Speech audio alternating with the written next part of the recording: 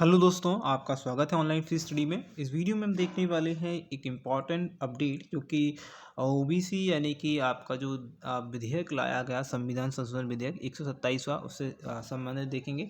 और ओबीसी के जो आरक्षण है उसमें क्या फेरबदलाव करे गए हैं, वो इस चीज़ से हम जो है कुछ ना कुछ इम्पॉर्टेंट चीज़ें निकालने वाले हैं। और बता दूं मैं आपको, ये जो विधेयक है या फिर ये जो संशोधन विधेयक है वो पूर्ण रूप से सभी सदनों में बिना किसी विरोध के जो है वो पारित हो चुका है। ये बहुत कम टाइम होता है कि ऐसा कोई भी विधेयक या कोई भी बिल आता है तो वो बिना विरोध के पास हो जाए, लेकिन ऐसा हुआ है। ओके। और ये सभी सदनों में जो है पारित हो चुका है। चलिए इसके बारे में हम जानेंगे, क्या इसके बारे में अपडेट है और एग्ज़ाम में इसमें से क्या क्या आ सकता है। ओके, चलिए। तो यहाँ पर पहली चीज़ ये ध्यान देने वाली बात है कि ये विधेयक जो है सरकार के द्वारा 9 अगस्त 2021 को लोकसभा में 127वें संविधान संशोधन विधेयक के रूप में पेश किया गया। यह विधेयक जो है राज्य की अपनी जो है ओबीसी सूची बनाने की शक्ति को बहाल करने का जो है प्रयास करता है। यानी कि इसका मतलब ये है कि जो ओबीसी है, जो ओबीसी जो कैटेगरी है, उसका जो भी मतलब उसका जो आरक्षण है, ओके, वो पूर्ण रूप से किसी भी राज्य के पास आ जाए। ओके, ऐसा इन्होंने इसका प्रयास किया है। ओके, बहाल मतलब प्रयास किया है या फिर उसने कहा है। ओके, इसके मुख्य बिंदु जानते हैं। मुख्य बिंदु क्या हैं, इंपॉर्टेंट पॉइंट्स क्या हैं। केंद्रीय समाज सामाजिक न्याय और आधिकारिक मंत्री जो हैं, जिनका नाम है वीरेंद्र कुमार, उन्होंने यह विधेयक जो है पेश किया। इसे 102वें संविधान संशोधन, जो कि 2018 की बात हो रही है, 2018 में पारित हुआ था, संविधान संशोधन विधेयक के कुछ प्रावधानों को स्पष्ट करने के लिए संसद में पेश किया गया था। ओके, ध्यान रखेंगे।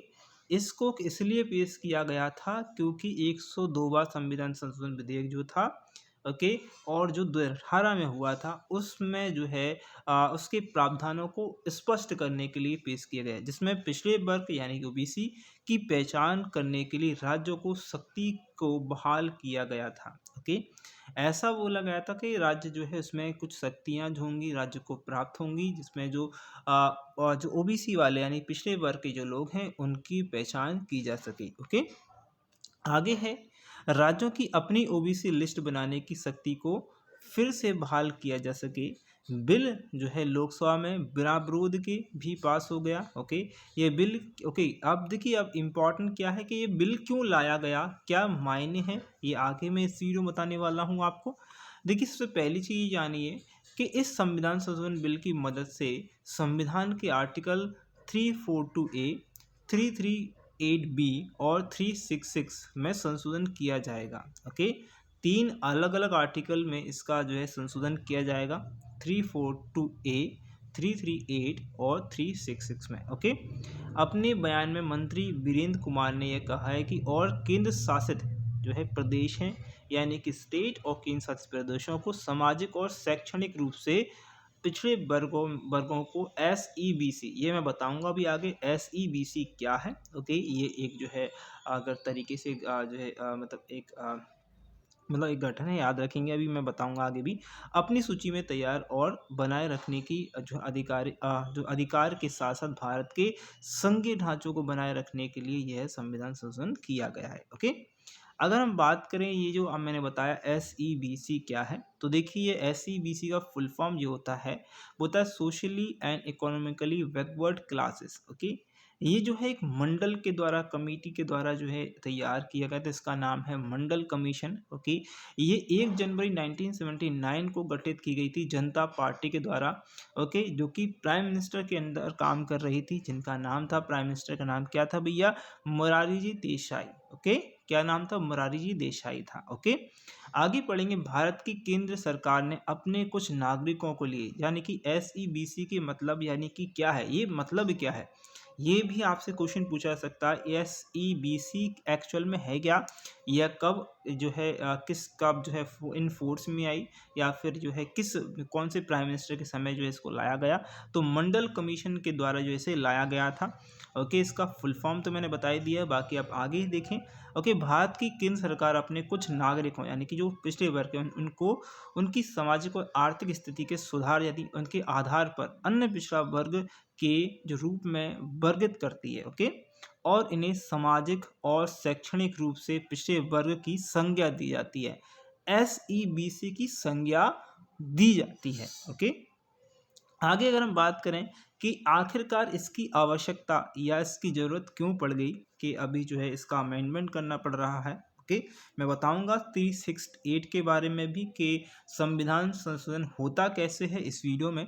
तो 2018 में पास किए गए 102वां संविधान संशोधन अधिनियम की मदद से संविधान में आर्टिकल 342 ओके ए, 338 बी और 366 यानी 2C को जो है जोड़ा गया था। कब? 2018 में जोड़ा गया था। ओके, आर्टिकल 338 क्या कहता है, 338 बी क्या कहता है?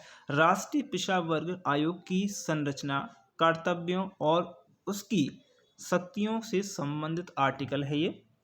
अगर हम बात करें 342A जो है जो राष्ट्रपति की शक्तियाँ, जिसके अनुसार राष्ट्रपति किसी विशेष जाति यानी कि जो पिछड़ा वर्ग हैं SEBC के रूप में नोटिफाई कर सकता है और OBC लिस्ट में परिवर्तन करने की संसद को शक्तियों को शक्तियों से संबंधित है ये। ओके, अगर हम बात करें 366 ओके की बात करें तो ये उसी से आर्टिकल संबंधित, या फिर बात करें पिछड़ा वर्ग को परिभाषित करता है। ओके, आगे हम बात करें अगर ये एक्चुअल में है क्या, थोड़ा बहुत और जाने इसके बारे में। तो मई 2021 में मराठा आरक्षण ने अपने फैसले में सुप्रीम कोर्ट के द्वारा 102वां संविधान अधिनियम को बरकरार रखने के बाद नवीनतम यानी नया जो है संशोधन की आवश्यकता पैदा हुई है। ओके, किसके बाद? आरक्षण जो है 2021 में मराठा आरक्षण के बाद में। ओके, सर्वोच्च न्यायालय ने यह भी कहा है कि सुप्रीम कोर्ट ने राष्ट्रीय पिछड़ा वर्ग आयोग यानी NCBC की सिफारिश पर राष्ट्रपति यह निर्धारित करेगा कि राज्य जो होगा वो OBC की सूची में किन समुदायों को शामिल करेगा। ये किसके पास होगा? राज्य के पास होगा। ओके, राष्ट्रपति निर्धारित करेगा कि राज्य जो होगा वो OBC की सूची को किन समुदायों में जो है शामिल किया जाएगा। ओके, आगे हम बात करते हैं इसके बारे में 21वें संविधान संशोधन विधेयक के बारे में। क्या क्या इसमें थोड़ी चीज़ें और निकल के आती हैं, वो क्या है? पहली चीज 127वें संविधान संशोधन विधेयक जो है अनुच्छेद 342A के खंड 1 और 2 में संशोधन करेगा। क्या करेगा? जो 127वां संशोधन है जब विधेयक है वो आर्टिकल 342 और खंड 1 और उसका खंड 2 है उसमें संशोधन करेगा। यह खंड 3 भी पेश करेगा जो कि आगे देखा जाएगा। यह अनुच्छेद 366(26)(20) यानी 388B को भी संशोधित करेगा। यह विधेयक जो है यह स्पष्ट करेगा करने के लिए तैयार किया गया है कि राज्य सरकार जो है राज्य सरकारें जो है OBC की सूची बनाए रख सकती है। OBC यानी कि जो शेड्यूल कास्ट OBC वाली जो सूची है वो उसको बनाए रख सकता है। ओके, संशोधन के तहत नवीनतम राज्य सूची को पूरी तरह से राष्ट्रपति के दायरे से जो है बाहर कर दिया जाएगा। क्या कर दिया गया? पहले राष्ट्रपति के अंडर आ गया था, अब उसके बाहर कर दिया जाएगा। इसे राज्य विधानसभा द्वारा अधिसूचित किया जाएगा। किसके द्वारा? राज्य विधानसभा द्वारा अधिसूचित किया जाएगा। राष्ट्रपति के अंडर से इसको बाहर कर दिया गया है। ओके, ये इसमें बोला गया है इस 127 विधेयक संशोधन में। ओके, आगे की बात करें, आपसे पूछा जा सकता है कि बहुत बार पूछा गया भी है कि हमारे संविधान संशोधन में कौन से नंबर के आर्टिकल से संविधान संशोधन होता है। तो याद रखें, भारत का संविधान का भाग नंबर 20 है, उसमें आर्टिकल नंबर 368 है। ओके, उसमें संसद को संविधान तथा इसकी प्रक्रिया को संशोधित करने की जो है शक्ति प्रदान करता है।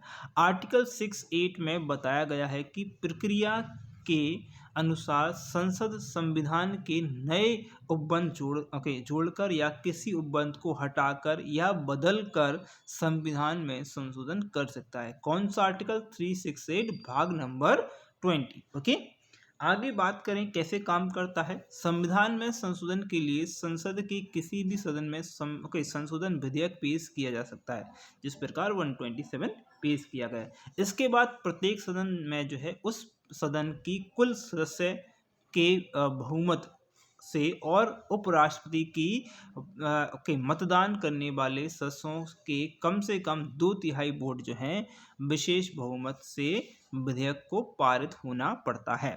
ओके, ये चीज़ आपको पता होनी चाहिए। एग्ज़ाम में ये पूछा जा सकता है कि संविधान संशोधन में कितने परसेंट जो है विधेयक जो कितने प्रतिशत जो है वोट आना चाहिए, तो 2/3 वोट आना चाहिए उसके मतलब उसके फेवर में, जो विधेयक है उसके फेवर में। ओके, कितने? 2/3। ओके, तो यहाँ पर हम अपनी वीडियो को समाप्त करेंगे। यहाँ पर एक छोटी सी चीज़ ये थी कि जो विधेयक है वो अब राष्ट्रपति के दायरे से हटकर किसके दायरे में आ गया है? स्टेट जो है वो गवर्नमेंट के जो है उसमें आ गया है। वो उसकी लिस्ट यानी ओबीसी की लिस्ट जो बना सकता है, रख सकता है अपने पास में। ओके, और डिसीजन ले सकता है। आर्टिकल में मैंने बता ही दिया कौन कौन से आर्टिकल में बदलाव किया जाएगा या नए आर्टिकल आएंगे। कि 342A आएगा, खंड 1 खंड 2 आएगा, या फिर आपका 3 ही पेश किया जाएगा।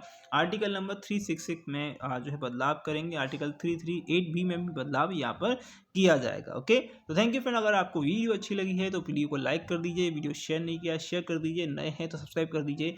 ओके, इसके बाद आपके लिए मैं लेके आऊँगा एसएससी सीएचएसएल का जो एनालिसिस, उसके बिल्कुल देखेंगे सीएचएसएल का एनालिसिस। और उसमें अगर आपको पता है कि उसमें क्वेश्चन कौन कौन से आए हैं, तो वीडियो के डिस्क्रिप्शन में जो है एक टेलीग्राम ग्रुप है, वहाँ पर आपने क्वेश्चन दे सकते हैं हमें और वहाँ पर सजेस्ट कर सकते हैं ये वाला क्वेश्चन आया था, इसका एनालिसिस आप करा सकते हैं। ओके, तो आपके नाम भी मैं बताऊँगा, लेकिन आप लोगों को क्वेश्चन सही से भेजना होंगे और अपनी शीट भी लिखनी होगी। तो thank you friend watching this video. Best आपके एग्जाम के लिए, आपके रिजल्ट के लिए।